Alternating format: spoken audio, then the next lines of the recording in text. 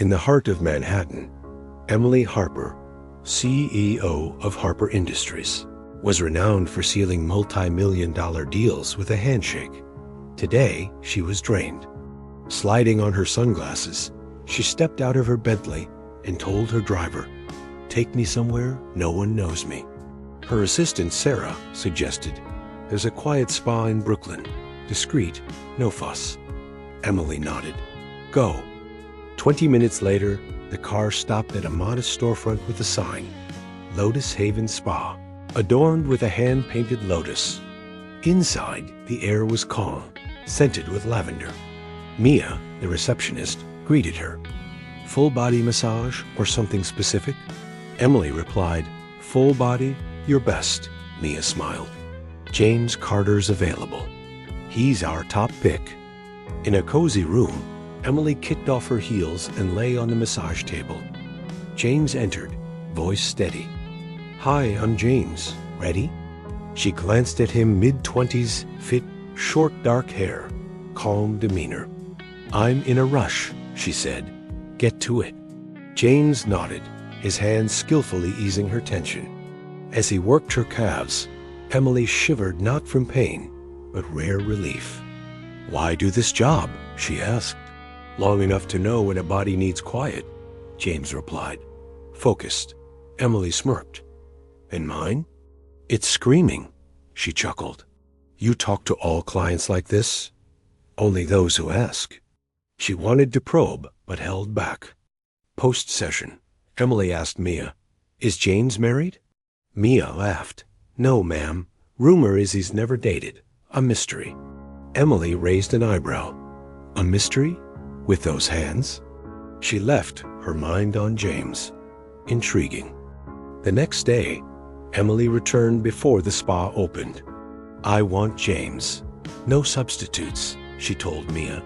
In the room, James greeted her as before. "Ms. Harper." "Call me Emily," she corrected. Skip the formalities. He began the massage, and she broke the silence. "I thought about you last night. Hope it didn't keep you up," he said, unfazed. She smiled. "You're odd, distant, like you don't care to impress anyone, even me. My job's to help, not impress." "What if someone wants more than help?" James paused, then continued. "I keep boundaries, even for interesting people." Emily's eyes narrowed. "Dinner tonight, James. Casual. Just us." "No," he said, no hesitation. Emily blinked. "You're turning me down?" "Yes." "Why?" "I'm not interested." She sat up, challenging. "Everyone has a price, James." He met her gaze. "Not me." Emily pulled an envelope from her purse, opening it slowly. $1 million. One night, a hotel. Total privacy. No strings. She slipped it into his pocket. "Think about it." James stopped, took the envelope, and placed it on the table. "I've thought. It's no." Emily's jaw tightened. "You're rejecting $1 million? "I'm rejecting selling myself." She lay back, staring at the ceiling, speechless for the first time in years. Fascinating. That night, Emily couldn't sleep. No one had ever refused her, especially not $1 million. By 7 a.m., she was back at the spa, waiting outside. When Mia arrived, Emily said, "I need James. Now." "He starts at 9, Mia replied. "I'll wait."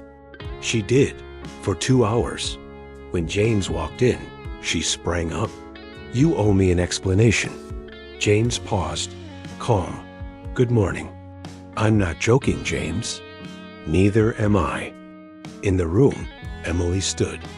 "Why'd you turn me down?" "I don't sell myself." "We all do, James. You work here, I pay." "What's the difference?" "I choose this work. No one buys me." Emily laughed dryly. "How noble. Name your price for one night." "Nothing." $2 million? "No." "5? 10?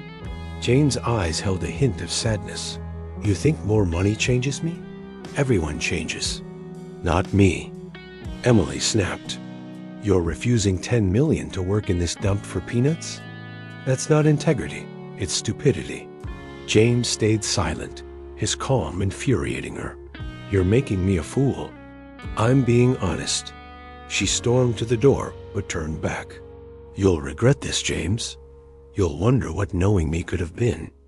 James looked at her. Emily, are you scared? Of what?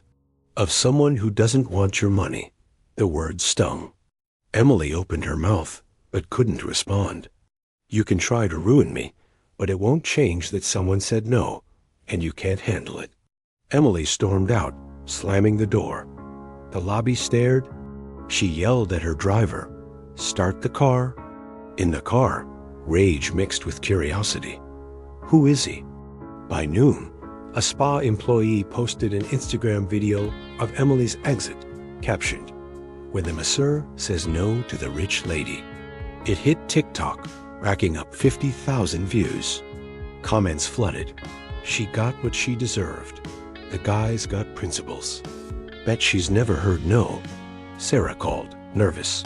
Miss Harper, seen social media? Emily hung up, opened Instagram, and tossed her phone.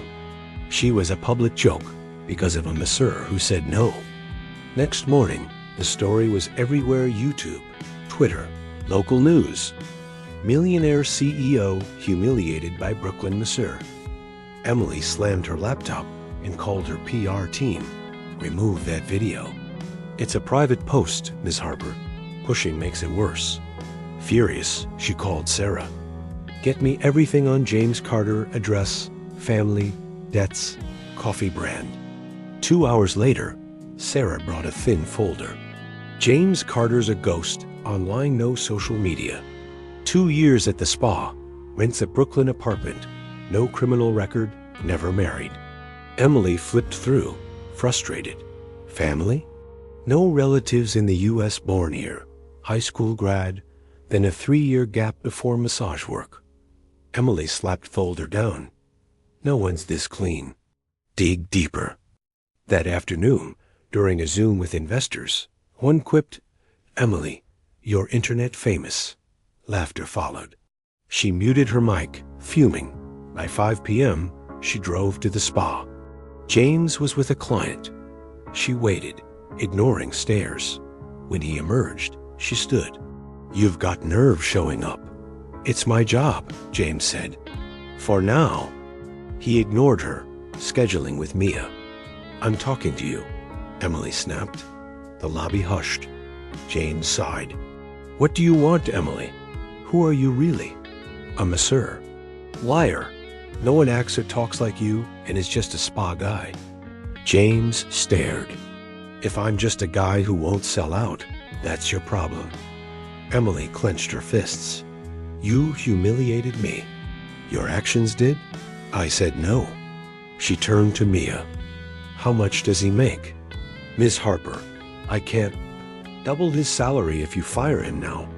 Silence. James watched, calm. Triple it, Emily pressed. Mia stammered. I need to call the owner.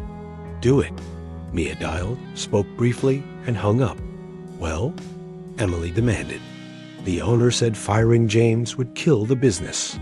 Half our clients come for him. Emily's smile faded. How much for the spa? Not for sale, Mia said. Emily turned to James. You planned this, didn't you? Or I'm just good at my job. Eduardo, from Harper's security team, entered. Ms. Harper, urgent. Outside, he showed a faded photo of James in a suit beside an older man at a corporate building. From a police contact. 3 years ago, money laundering case. James was a witness, then vanished. Emily studied it. Who's the man? Michael Chun, owns Chinatown restaurants and this spa. Emily's blood ran cold. James isn't here by chance. Next morning, Sarah called. A letter from Silva and Associates about defamation and harassment. Emily's heart sank. James claims you tried to bribe his employer and ruin his reputation. Witnesses from the lobby, plus videos. How did a masseur outmaneuver me? That afternoon, Emily met Michael Chun at his Chinatown restaurant, the Golden Lotus. Chun, graying and poised, greeted her. James arrived, confident in jeans. Chun smiled. "You too have things to settle." Emily slid the photo across. "I know you're connected." Chun laughed. "That's from the day I hired James. He was homeless." Emily blinked. "Homeless?" James nodded. "I showed up at Chun's restaurant, asking for water. He gave me a meal. I washed dishes to pay." "And the police case?" Emily asked. Chun waved it off. "James witnessed a robbery, gave a statement. No ID, so they photographed him." Emily turned to James. "But you act educated, powerful?" "I am," James said. "Just not rich." Chun patted his shoulder. "Tell her," James sighed. "I was born into wealth, Emily, but 3 years ago I walked away." "Why?" "Personal." Emily pressed. "So you were rich?" "I was. Now I'm just James, saved by Chun." Chun poured tea. "Miss Harper, why do you care about James?" Emily faltered. "He challenged me. No one says no to me." Chun nodded. "That scares you because you're not used to people ignoring your money." Silence. "James isn't a prize," Chun said. "He's a person." Emily looked at James. "You want nothing from me?" "Not how you offer it." "How then?" "Honesty?" "Alone?" Emily asked. "What happened 3 years ago?" "Does it matter?" "To me, it does." "Maybe I was wrong about you," she admitted. James smiled. "Drop the lawsuit." She blinked. "How'd you?" "I know your type." Emily called Sarah. "Cancel legal action against James Carter. Stop the investigation." She hung up. "Done." James nodded. "You've earned another question." Sunday, they dined at Chun's restaurant. James was relaxed, sharing funny stories. Emily saw him in new light, genuine. "James, how'd you learn Chinese culture?" "My mom was Chinese. Died when I was 15. Taught me the language, traditions." Emily softened. "And your dad? Gone later?" "That's when I lost everything."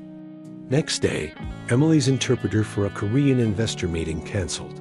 She begged James, fluent in Korean, to help. He hesitated. "I left corporate life. Last time, I lost everything." "What happened?" "If I help, you'll see a side of me you might not like." "I want the truth," Emily said. He agreed. At the meeting, James shone, not just translating but navigating nuances, securing a $15 million deal. Emily was awed. "You negotiated." James looked uneasy. "I was heir to Carter Enterprises, a billion-dollar firm. Found corruption, bribes, exploitation. I confronted my family. My brother David embraced it. Died in a soul crash, ruled suicide. I blamed myself and ran." Emily was stunned. "You gave up billions?" "Couldn't live with lies." She touched his arm. "Work with me, James. Use your skills for good." He shook his head. "If my father finds me, he'll drag me back." "You're not alone." Days later, Emily's ex, Richard Blake, showed photos of James at a gala, claiming he was a fraud tied to David's death. Doubts grew, but when James vanished, leaving a note, "Trust the silence, I'll return," Emily chose trust. Chun revealed James' father, William Carter, orchestrated a data breach to ruin Emily's company, forcing James back. At a board meeting, James, now the heir, offered to buy Harper Industries with unfrozen shares. Confronting William, he declared independence, saved Emily's company, and proposed. She said yes. 2 months later, they married on a Long Island beach, barefoot, with Chun his best man. They launched the Harper Carter Foundation for ethical business and homeless youth. William sent a cherry tree, a sign of reconciliation. Emily and James learned some loves deserve second chances.